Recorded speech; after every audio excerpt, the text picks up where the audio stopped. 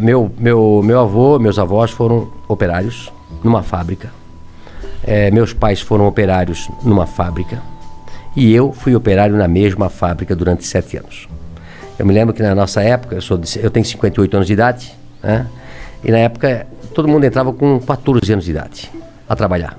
Então, o meu pai, eu sempre fui muito estudioso, eu sou disléxico, né? Disléxico é a dificuldade de aprender a ler nos primeiros também, anos. Tu também? Sim, eu tenho muita dificuldade em ler. Eu também. Nossa, muito difícil. A professora, quando dizia assim, Luciano, continua a leitura. Eu já ia na aula de português tremendo. Eu já ia mal para a aula de português. Eu sempre fui péssimo em português e ótimo em matemática. Eu sempre aprendi a multiplicar e a somar. Eu era péssimo em português. E não entendia, porque se eu era bom em matemática e não era burro, né? Por que quando eu ia na aula de português, aquilo me passava mal, amanhã tem aula de português.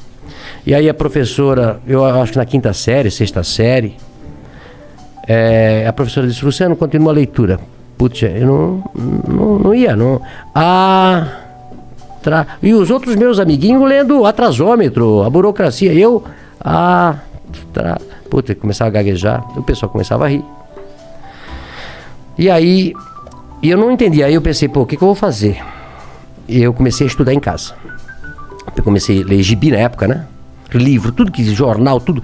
Eu vou tentar aprender a ler para eu não passar vergonha na coisa. E isso foi durante até os 12 anos de idade. Então eu sempre falo, né? Eu aprendi a ler só com 12 anos de idade. Imagina se eu tivesse aprendido com 7 anos, né?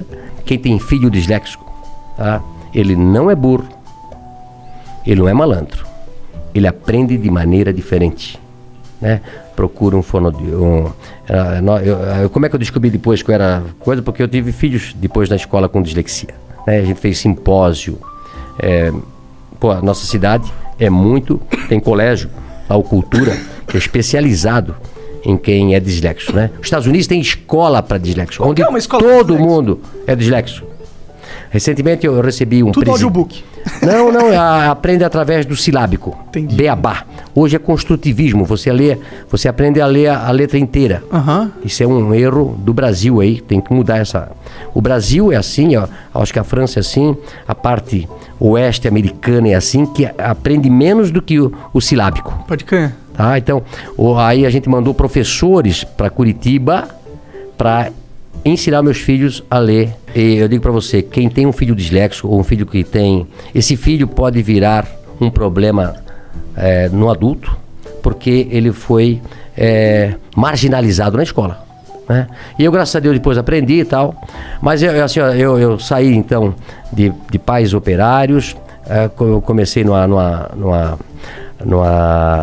fábrica também. O que a fábrica fazia? Fábrica tecidos. Fábrica Renault, uma fábrica de tecidos de centenas de anos. Todo mundo lá em Brusque trabalhou na fábrica Renault. Ela existe até hoje, será? Eu comprei a fábrica. E aí depois de 3 anos eu trabalhei na expedição. O meu gerente me chama e disse, Luciano, eu era chamado lá até de ligeirinho aí eu corria para cá, corria para lá. Eu nunca parei. Eu nunca parei para conversar, eu corria nas escadarias, sempre trabalhando, acelerado. Aí um dia ele me chamou, esse meu gerente, e disse, Luciano, você é muito bom para ficar aqui. Eu te arranjei um emprego de vendedor, lá no outro lado. Tu não queres ir para lá? Eu disse, vou para lá. Aí me encontrei. Até hoje eu sou um vendedor. Adoro pessoas, adoro vender, né? E aí depois montei a Van com apenas um colaborador do tamanho dessa sala aqui. Tua sala aqui é do tamanho da minha loja que eu comecei. Caramba! O que tu tava pensando quando tu criou a Van? Tô falando assim, não tô falando do que tu ia vender, não. Tô falando... porque assim, a Van tem toda uma identidade, né? Isso veio depois... Não veio nessa primeira loja? Não, a loja num bairro, né? Aliás, antes de começar a Van, como eu fui vendedor, eu passei a vender tudo que se fabricava na loja, na empresa, que era uma empresa de 5.000 colaboradores, grande. E também o carro da diretoria, a sucata, tudo que tinha na Van, era eu que na Renault na época, sim. Eu vendia. Até achei, eu tô com um diretor que está lançando um livro na semana que vem, tem 80 e poucos anos, e ele conta no livro uma história que aconteceu. Ele tinha um Galaxy, você lembra do Galaxy? Carro? Um carro, Galaxy. Por exemplo, no Brasil tinha 5, 6 carros. Um Galaxy, um Opala, uma Kombi e um Fusca. Pode crer. Certo? Né? E na época os diretores tinham um Galaxy. né? E aí quando ele comprou um outro Galaxy, sobrou um Galaxy lá para vender. E quem chamaram? O Luciano para vender o Galaxy, né? E aí eu sabia que tinha um cara em Brusque que tinha um Galaxy, mas não tinha ar-condicionado. Eu disse, pô, eu vou ganhar 2 vezes aqui, né? Eu disse pro dono do cara, vamos vender o ar-condicionado, que vale uma fortuna, e depois nós vendemos o Galaxy, né? E fizemos isso. Arranjei, vendi e o cara era bem gordo, Telmo Rosinski, que eu nunca me esqueço, lá de Brusque, bem gordo.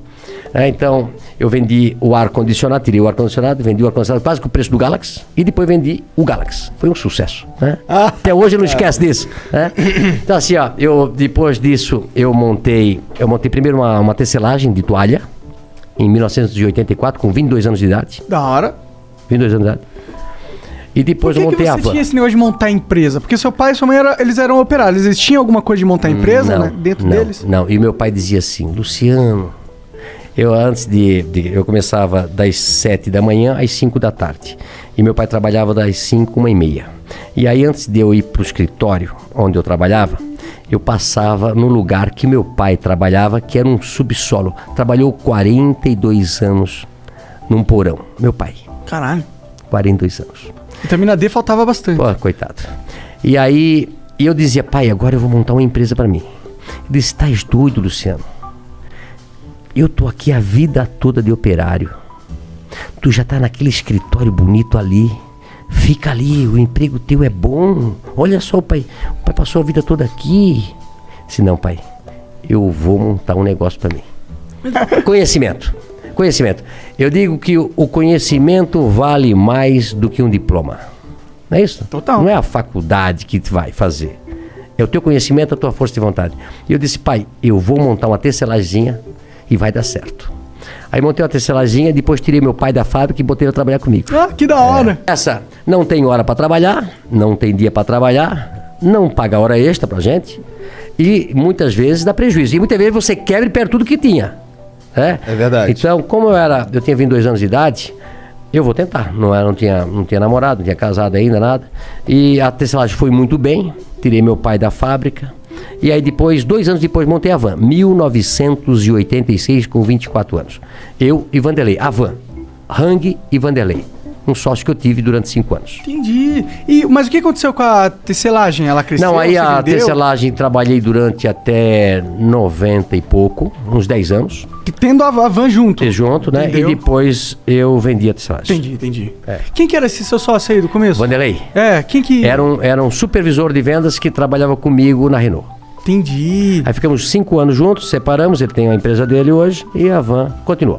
Pode crer, ele meio que comprou tua parte, é isso? Não, não, na realidade a gente dividiu, ele fez a Vantex e eu continuei com a Van. Pode crer. O que faz a Vantex? A Vantex vende tecido ainda hoje. Ah, entendi. Pode crer. E aí, como que foi essa primeira loja? Me imagino que deve ser legal pra você ter um negócio físico, receber clientes. É diferente da tecelagem que você fazia antes. Isso, que é negócio pra empresas, né? A tecelagem você vende pra alguém vender, né? Isso. E também é engraçado o seguinte, olha só. Eu comecei a tecelagem fazendo tecido pra roupa de cama. E aí um dia eu fui vender a roupa de cama para um atacadista. Fui eu e meu pai, pobre, sem dinheiro, precisava vender aqueles paninhos para poder comprar fio. No começo assim, eu tinha um Fiat amarelo ovo, 4 pneus quadrados, não tinha dinheiro para comprar, na época era câmara de ar, né? Furava, o pneu já gastou todo, ele solta a cinta, um pneu velho, quando ele está tudo gasto, ele solta a tinta e começa a sair os ferrinhos para fora. É isso? Eu tive carro assim. Um Fiat amarelo, 147. E aí eu fui vender as pecinhas com meu pai. E aí eu cheguei lá nesse lugar e o cara disse, olha, eu pago R$10 essas tuas pecinhas de pano aí. E o preço era 20. Eu disse, pô, mas o meu custo é 20, eu não posso vender por 10. Mas é o que eu pago. Tá bom, vendi as pecinhas, precisava de dinheiro. Aí falei pro meu pai, passa esse trabalho todo, tem que comprar fio, tem que fazer o pano, tem que tingir tudo. Aí me custa 20. Eu venho daqui e venho vender por 10. Aí o cara pega por 10 e vende por 100. Eu disse, meu negócio não é fazer tecelagem, meu negócio é botar uma loja. E montei a van por isso. Tu acredita? Faz sentido. Falou, pô, vou entrar na linha que ganha mais. A van cresceu com muito mais velocidade, né? E aí de uma loja de de um funcionário, comecei com um funcionário, passei 3 anos depois para uma loja de 3 mil metros quadrados, e depois era tanto movimento que a gente fez a primeira van com a fachada da Casa Branca. Mas, pô, me conta um pouco mais sobre a primeira loja. O que você vendia exatamente nela? Nós montamos a primeira loja e nós vendíamos tecido em metro, tecido. Tecido em metro. Tecido. Como eu era vendedor de tecido, né? Aí eu montei uma loja de tecido, e aí Brusque se tornou um polo de confecção, ainda é hoje. Hoje Santa Catarina é o maior polo têxtil do Brasil, passou São Paulo. O maior produtor têxtil do Brasil é Santa Catarina. Da hora. E nós, lá na época, em 86, montei um atacado para vender para confecções, que começaram a vir ônibus para nossa região para comprar. Por isso que eram vários ônibus. Isso. Entendi. E aí a gente começou a vender tecido naquela lojinha, aí montou a loja de 3 mil metros, depois montamos uma Essa loja... de 3 mil metros era o quê? Só tecido também? Só tecido também. Aí depois entendi. comecei com cama, mesa e banho. Aí fiz a loja de 8 mil, aí quebrou uma empresa próxima, a gente comprou. Aí quebrou depois um shopping e hoje nós temos 55 mil metros quadrados. É a maior loja do Brasil. Talvez a maior loja da América Latina. Que da hora. Tem 3 salas de cinema, 2 praças de alimentação. Nossa, é um shopping. É um shopping, literalmente. Só que você compra tudo num só lugar, né? Como vocês conhecem lá de Curitiba. Quando que deu esse pulo de tecido pra ter tudo, móvel, talher, roupa? Isso foi aumentando a loja, a gente foi escutando os clientes, aí começamos a botar cama, mesa e banho, aí começamos a botar tapete, aí depois... olha só como é que as coisas. Aí começa a namorar com a Andréia, aí foi passando os anos, ela vai ficar louca comigo que eu vou falar. Aí um dia a Andréia disse, olha, já estás me enganando aí faz 6 anos. Tem que casar. Eu disse, não tenho tempo. Não tenho tempo. Tem que trabalhar 24 horas por dia. É uma loucura. Eu atendia 150 horas por dia. É uma loucura, Tu tava lá na frente, na loja direto. Não, direto. Eu ia dormir 1, 2, 3 horas da madrugada, porque eu importava muito na época da Coreia e tal. E lá é o inverso. Sim. Né? Então eu ia dormir muito tarde. E no dia seguinte acordava cedo, e não conseguia, sábado, domingo, feriado. Aí eu disse, não, mas tem que casar. Eu pensei, sempre vou casar no inverno, para se fazer uma festa, é frio, né? Não vou casar no verão. E foi a dar um jeito de nós casar em dezembro. Que é verão. Verão pra cacete. Né? E aí casamos, e eu, por sorte, tinha escutado um senhor me falar que um lugar lindo, maravilhoso, era a África do Sul.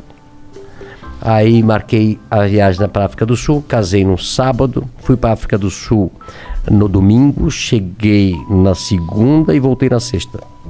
Ou seja, fiquei 3 dias na África do Sul. Lua de mel rapidinho. Mas lá era o hub, na época, de todos os aviões que iam para o Oriente. Para Coreia, para Taiwan, para Hong Kong, para China. Isso em 2005. 95, vai fazer 26 anos de casado. Aí eu comecei a conversar com outro, eles falando loucos, dizendo quanto custavam os produtos lá. Centavos. Eu disse, não é possível. Liguei para Brusque e estava sentado lá no coisa. Marca uma reunião para segunda-feira às 8 horas da manhã que arranjei um outro negócio. Ou seja, o casamento foi um ótimo negócio. Eu digo assim pra ela, fica louca. Que bom, Até né? na hora de casar eu arranjei o negócio. Isso daí foi quando... Esse negócio era conversando com os caras lá. Porque eles tinham os com as fornecedores pessoas que... lá. Os aviões chegavam do mundo, paravam na África do Sul, fazia o transbordo, ficava esperando outro avião e iam pra lá. Aí eu disse, eu cheguei e avisei pro pessoal, já disse, olha, prepara uma reunião, segunda-feira, eu vou fazer uma loja de importados. A van, o Paraguai é aqui, né? Isso era dezembro. Dezembro eu fui pro Paraguai, via mais ou menos o que eles vendiam lá.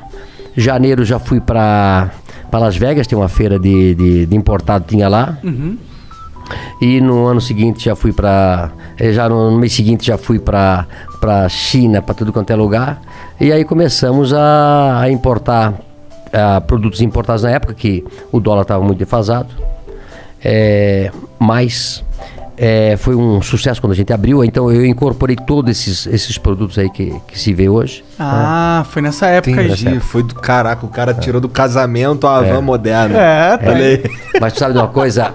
O Brasil, eu tenho falado bastante isso, e falo isso para os meus compradores, que nós só devemos importar aquilo que for 30%, 40% mais barato lá fora. Tentar comprar tudo que for possível no Brasil. Nós temos que gerar emprego no Brasil. E sabe por que a gente não gera mais emprego no Brasil? Tem algumas... Por causa dos impostos. Né? Bom, nós temos a maior carga tributária do mundo. O Brasil, na década de 80, de 70, exportava tudo. Exportava louça, exportava toda a indústria nacional, exportava para o mundo todo. E por que nós fomos perdendo competitividade? Lá atrás, a carga tributária era 18, 20, 22, 24. E hoje chega a quase 50% de tudo que a gente produz. Sim. Ou seja, tudo no Brasil é muito caro. E aí os outros países começam a competir com a gente.